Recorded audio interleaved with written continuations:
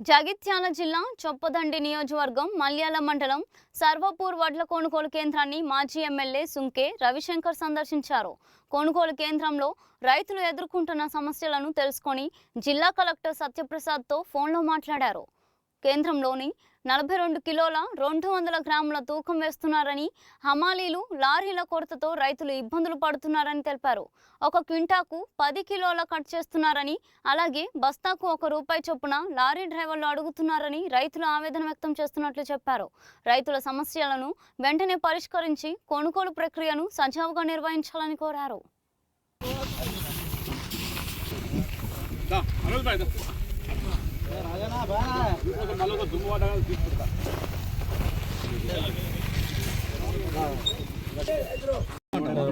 మన వ్యవసాయదారులు మనం చేసుకుంటాం తెలుసు కదా పరిస్థితి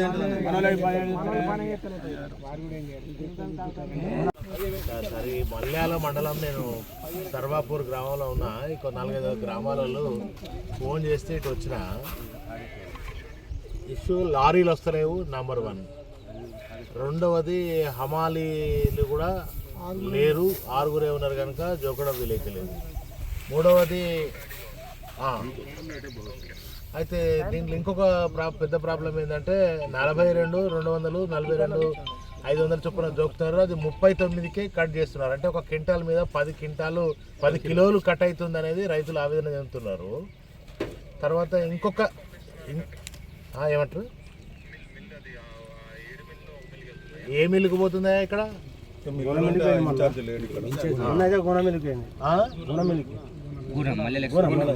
మల్యాలెక్స్ రోడ్ పోయిందట, గునా మిల్లుకు పోయిందట. ఒక్కసారి మీరు ఏదైనా విజిట్ చేయండి.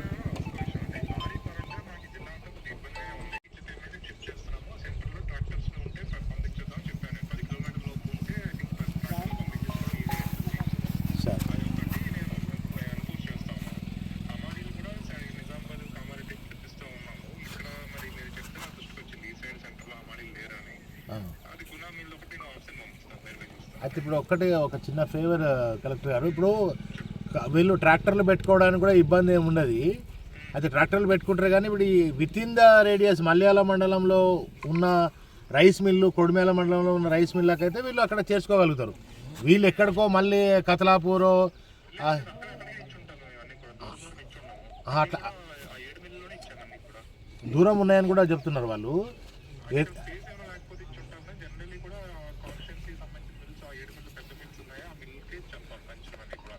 వాళ్ళు చెప్తున్న దాని ప్రకారంగా బయటకు కూడా పోవాలంటే ఇబ్బంది అవుతున్నారు. ఇంకొక పెద్ద కొత్తగా ఎన్నడూ లేనిది కొత్తగా ఏంటంటే బస్తాకు ఒక రూపాయి లారీలో అడుగుతున్నారట.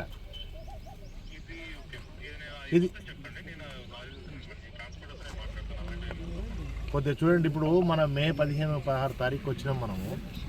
ఇక జర 25 అయితే మళ్ళీ రోన్ వేస్తే వర్షాలు వస్తాయి, మళ్ళీ వీళ్ళంతా ఇబ్బంది పడుతున్నారు. మళ్ళీ ధాన్యం తడిస్తే మళ్ళీ ఒక కొత్త పంచాయతీ, మళ్ళీ ఆ పేరు మీద తడిసిన ధాన్యం అని ఆ పేరు మీద కూడా మళ్ళీ కటింగ్ అవుతుంది సార్. అది ఎట్లనే చేసి తొందరగా ధాన్యం కొనుగోలు జరిగితే బాగుంటుంది సార్, ఎత్తితే బాగుంటుంది అని అంటున్నారు. కొన్ని సెంటర్లలో ఎట్లుందంటే 10,000 బస్తాలు జోకి పెట్టి ఉన్నాయి కొన్నిటి కాడ. ఇట్లా అంటే రకరకాల సమస్యలు ఉన్నాయి. కొద్దిగా మీరు చొరవ తీసుకోండి సార్. ఇక ఇది మంచి థ్యాంక్ యూ సార్. శ్మశాన వాటికలో పోసినట్టు మా బాధ్యత లేదు, వాటి జోకపడవు.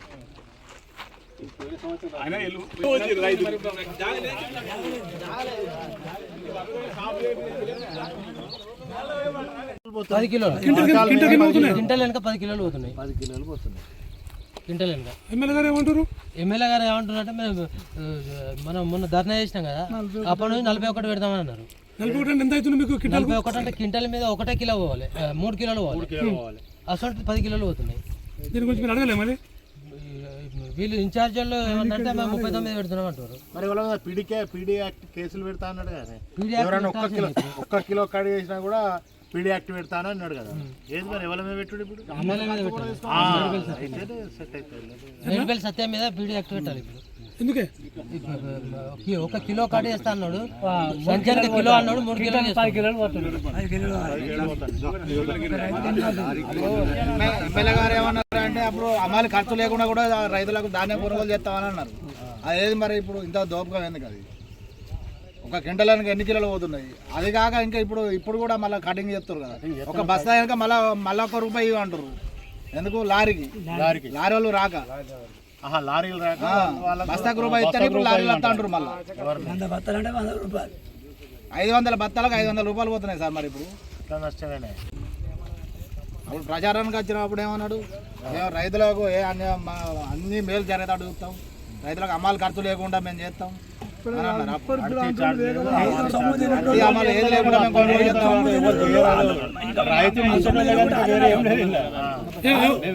రైతు సొమ్ము తినకుండా వాళ్ళే మంచోళ్ళు. ఇంత బాగా నష్టపోయినాక రైతు ఏం లేదు, రావటం వాళ్ళు లేరు, మొత్తం ముంచడలే ఉన్నారు. ఇంతకుముందు కేసీఆర్ సాబు ఉన్నప్పుడు ఎట్లుండే? అప్పుడు ఇంతగానో కట్ కాలేదు.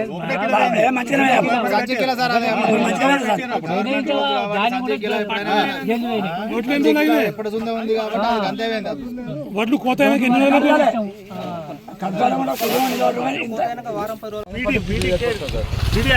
కేసు పెడతారట, 1 కిలో కట్ చేస్తా. మరి ఇప్పుడు ఇదంతా దూరం 10 కిలోలు కట్ అవుతుంది, ఎట్లా? మరి ఎవరి మీద పెట్టి ఈ రైతు పని చేసే వాళ్ళు అడగతున్నాయి. ఎందుకే ఇప్పుడు నెల రోజులు అవుతుంది ఇష్టం కూడా ఒకటి అల్ల కట్టానే ఇళ్ళ కట్టానే, మళ్ళీ బత్తనికి ₹1 తీసుకోవడం డ్రైవరు. రైతు ఎన్నడూ వర్షాలు ఎంత నష్టం. వర్షాలు పడతాయి. ఇప్పుడు టీఆర్ఎస్ ప్రభుత్వం నడిపినట్లు ఆ మాదిరిగా నడిపిన అయిపోతుండే, కొత్త వేసే ఏం లేదు. పాత పద్ధతితో నడిపిన సంతోషంగా ఉంటుంది రైతు. పాత పద్ధతి ఫెయిల్ చేసిండు మొత్తం. చొప్పదండి నియోజకవర్గంలో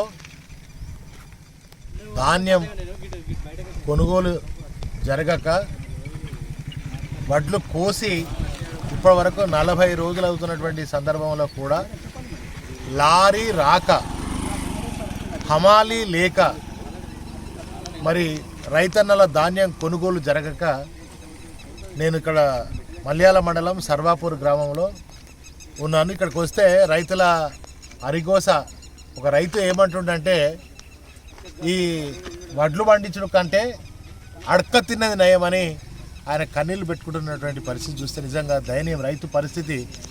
ఆనాడు కేసీఆర్ గారి పాలనలో రైతన్న రాజుగా ఉంటే, రైతన్న మంచిగా కాలు మీద కాలేసుకొని ధైర్యంగా ఉంటే అటు రైతు బంధు టనాటన్ అకౌంట్లలో పడే, రైతు కళ్ళంలోకి ధాన్యాన్ని కొనుగోలు సెంటర్లో పోయంగానే 5 రోజులలో ధాన్యం ఎత్తుకపోయారు ప్రభుత్వం.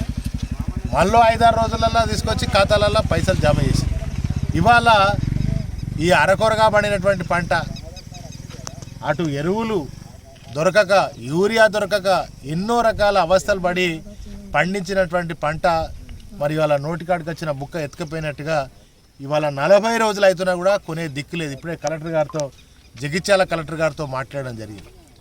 వారు మరి ఇక్కడ ఉన్న సమస్యలన్నీ వారి దృష్టికి తీసుకుపోయినా, మరి వాళ్ళ ఎమ్మెల్యేనేమో ఒక దిక్కు 1 కిలో కట్ చేసినా పీడీ యాక్ట్ పెడతా అని ప్రగల్భాలు పలుకుతున్నాడు స్థానిక ఎమ్మెల్యే సత్యం.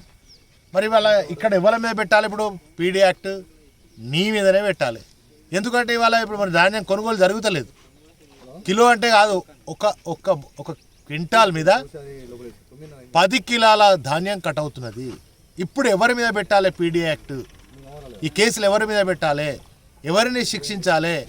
అన్నం పెట్టే రైతన్నకు శిక్ష పడుతుంది. అన్నం పెట్టే రైతన్న ఇవాళ ఆగమైపోతున్నాడు. అన్నం పెట్టే రైతన్న ఇవాళ ప్రతిరోజు తెలంగాణలో ఆత్మహత్యలు చేసుకొని అదే కళ్ళం మీద పడి గుండెపోటు వచ్చి చనిపోతున్నటువంటి దయనీయమైన పరిస్థితి తెలంగాణలో దాపురించింది కాంగ్రెస్ ప్రభుత్వం వల్ల. కానీ ఇప్పటికైనా రేవంత్ రెడ్డి గారు మేల్కోవాలి. సంబంధిత శాఖ అధికారులు, సంబంధిత శాఖ మంత్రులు అందరు కూడా మేల్కొని మరి మే 15-16 తారీఖు వచ్చింది. మే 5 తారీఖు కల్లా ఆనాడు ఉన్నటువంటి బీఆర్ఎస్ ప్రభుత్వం, కేసీఆర్ గారి ప్రభుత్వం మే 5 తారీఖు కల్లా 100% కొనుగోలు జరిగేది. ఇవాళ మే 15 తారీఖు వచ్చినా ఇంకా నెల రోజులైనా కూడా లారీలు రాక, ధాన్యం కొనుగోలు జరగక, రైస్ మిల్లర్లు మాకు 43 చొప్పున జోక్తేనే మేము తీసుకుంటామని వాళ్ళు కొర్రీలు పెడతా ఉన్నారు. మరి ఈ విధంగా రైతన్న నడ్డి విరిచే పరిస్థితి వచ్చింది. ఆరుగాలం కష్టపడ్డటువంటి రైతన్న పరిస్థితి దయనీయమైన పరిస్థితి ఉంది కనుక వెంటనే ధాన్యాన్ని కొనుగోలు చేయండి. 2 రోజులలో మల్యాల మండలం, కొడిమేల మండలం, చొప్పదండి నియోజకవర్గంలో ఉన్నటువంటి వచ్చే 2 రోజులలో ధాన్యాన్ని కొనుగోలు చేయకపోతే కలెక్టరేట్ ముట్టడి చేస్తాం. ధాన్యాన్ని కొనుగోలు చేసేదాకా నిరసనలు, ఆందోళనలు, రాస్తారోకోలు చేస్తాం. బీఆర్ఎస్ పార్టీ పక్షాన రైతులకు అండదండగా ఉంటాం బరాబర్గా. కానీ ఇప్పటికైనా మేల్కోండి. ఎమ్మెల్యేలు, తెలంగాణలో ఎమ్మెల్యేలు ఏం చేస్తాను? గుడ్డిగాడిద పళ్ళు దొమ్ముతున్నారా? ఇళ్ళల్లో ఏసీ రూమ్లలో అంటున్నారు. బయటకు వస్తురా? కనీసం ఒక్కసారి వచ్చి రైతుల గోసేందో, వాళ్ళ కష్టమేందో, వాళ్ళ కన్నీళ్ళు ఏందో చూస్తున్నారా? మళ్ళీ ఇంకా 4 రోజులు అయితే మళ్ళీ ఎరువుల కోసం పోవాలి, జనుము జీలుగా విత్తనాల కోసం పోవాలి. అవి లేనే లేవు ఇప్పుడు ఎరువుల షాపులలో. ఇప్పటికీ రాలే. రేట్లు విపరీతంగా డబుల్, త్రిబుల్, 4 అంతలు 10 అంతల రేట్లు పెంచారు జనుము జీలుగు విత్తనాల పరిస్థితి కూడా. కనుక ఇవన్నీ కూడా ఇవాళ ఆనాడేమో రైతన్నను రాజుగా చూసినటువంటి కేసీఆర్ గారి ప్రభుత్వం, ఆనాడు ఇదే కాంగ్రెస్ ప్రభుత్వం ఉన్నప్పుడు వ్యవసాయాన్ని దండగా, అంటే కేసీఆర్ గారు వ్యవసాయాన్ని పండగల గొప్ప అద్భుతంగా తయారు చేసి దేశానికి అన్నం పెట్టే స్థాయిలో తెలంగాణను చేసిన ఘనత కేసీఆర్ గారు. కానీ వాళ్ళ రేవంత్ రెడ్డి వచ్చిన తర్వాత మళ్ళీ పాత కథగా అయిపోయింది. ఇక మళ్ళీ పాత కాంగ్రెస్ ప్రభుత్వంలో ఆత్మహత్యలు, మళ్ళీ ఈ ధాన్యం పరిస్థితి ఇదే విధంగా ఉండే విధంగా తయారవుతుంది. కనుక మరి ఈ లారీలలో డ్రైవర్ బస్తా, గత మేము ఇన్నేళ్ళకెళ్ళి పంటలు పండిస్తున్నాం, లారీ డ్రైవర్కు బస్తాకు ₹1 ఇచ్చేది మా చరిత్రలో చూడలేదు సార్.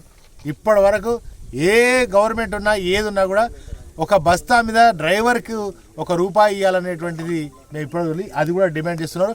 అట్లా ఇస్తేనే లారీలు వస్తాయట. డ్రైవర్ కూడా బస్తాకు ₹1 ఇస్తేనే లారీ వస్తుంది. మేము జోక్తాము, ఎవరైతే డబ్బులు ఇస్తారో వాళ్ళకే ఇస్తాం. అంటే మొత్తం దోపిడీ వ్యవస్థ, ఒక దొంగ వ్యవస్థ, ఇవాళ రైతులను దోచుకునే వ్యవస్థ తెలంగాణలో జరుగుతున్నటువంటి దోపిడీ వ్యవస్థ జరుగుతుంది. కనుక దీన్ని అరికట్టాల్సినటువంటి బాధ్యత అధికారుల మీద ఉంటుంది. దయచేసి కలెక్టర్ గారు మీరు చొరవ చూపండి.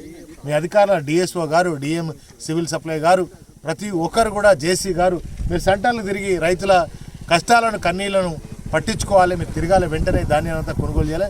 రైతాన్ని ఒకటే అంటాడు, మొగులు మెత్తబడ్డాయి సార్, మొగులు మెత్తబడ్డాయి, ఎప్పుడు వర్షం వస్తుందో తెలియదు సార్, మా పరిస్థితి దారుణంగా ఉన్నది. తడిస్తే మళ్ళీ ఇంకా ఈ 10 కిలోలతో పాటుగా వడ్డీకి పౌసారు అంటారు సార్. ఇక మళ్ళీ ఇంకా ఈ 10 కిలోలు కాదు, ఇంకా 10 కిలోలు కట్ చేయమంటారు సార్. మరి సగం వాళ్ళకే పోతుంది సార్ అని చెప్పి ఇవాళ రైతులు ఆవేదన చెందుతున్నటువంటి పరిస్థితి ఉన్నది. కనుక వెంటనే ధాన్యాన్ని కొనుగోలు చేయాలి. అలాంటి కోత, కటింగు, ఇవన్నీ హమాలీలను కూడా తక్కువ మంది ఉన్నారు, హమాలీలు లేరు. కనుక హమాలీలను కూడా తొందరగా పెంచండి. ప్రతి సెంటర్కి కాన్సన్ట్రేషన్ చేయండి. హమాలీలు అవసరమైతే వేరే జిల్లాల నుంచి, వేరే రాష్ట్రాల నుంచి ఇప్పటికైనా తరలించండి. ఇది పూర్తిగా అవగాహన రాహిత్యంతో, కాంగ్రెస్ వ్యతిరేక, రైతు వ్యతిరేక విధానాలతో ఒక ప్రణాళిక లేని సీఎం, ప్రణాళిక లేని మంత్రి, ప్రణాళిక లేని ఎమ్మెల్యేలు ఉండడం కారణం చేతనే ఇవాళ రైతుల విఫలం చెందింది. రైతుల ఈ యొక్క వడ్లు కొనుగోలు చెందడంలో ఈ కాంగ్రెస్ ప్రభుత్వం విఫలం చెందింది. ఇప్పటికైనా మరి మీరు జ్ఞానం తెచ్చుకోండి. గతంలో కేసీఆర్ గారు ఎట్లా చేసారో గట్ల చేస్తే అయిపోయాయి. నువ్వు కొత్తగా చేసేది ఏందా? నువ్వు కొత్తగా చేసేది ఏం లేదు. గతంలో కేసీఆర్ గారు ముఖ్యమంత్రి ఉన్నప్పుడు ఎట్లయితే ధాన్యం కొనుగోలు జరిగిందో, సజావుగా జరిగిందో, గదే పద్ధతి చేస్తే అయిపోయేదానికి ఏవో కొత్త తీసుకొచ్చి కొత్త విధానాలు పెట్టి, ఆ యూరియా కూడా యాప్, అంటే వీళ్ళకి ఏం తెలుస్తుందో పాపం, స్మార్ట్ ఫోన్లలో యాప్ ఉంటుంది. ఆ యాప్ ఎటు చేయాలనో ఎటు చేయాలనో ఏం తెలియదు పాపం. మరి వాళ్ళకి లేని కొత్త అవసరం. మనం మొన్న బీఆర్ఎస్ పోరాట ఫలితంగానే ఆ జీపీఎస్, ఆన్లైన్ విధానాలన్నీ రద్దయినాయి. మేము కొట్లాడితే మొన్న ధర్నాలు, రాస్తారోకోలు, నిరసనలు చెప్తే ఆ జీపీఎస్ను, ఆన్లైన్ విధానం రద్దు చేశారు. అట్లనే ఇవన్నీ కూడా ఇప్పటికైనా కొద్దిగా కళ్ళు తెరుచుకొని వెంటనే రైతన్నలను ఆదుకోవాలని బీఆర్ఎస్ పార్టీ పక్షాన డిమాండ్ చేస్తాం. రైతు లేనిదే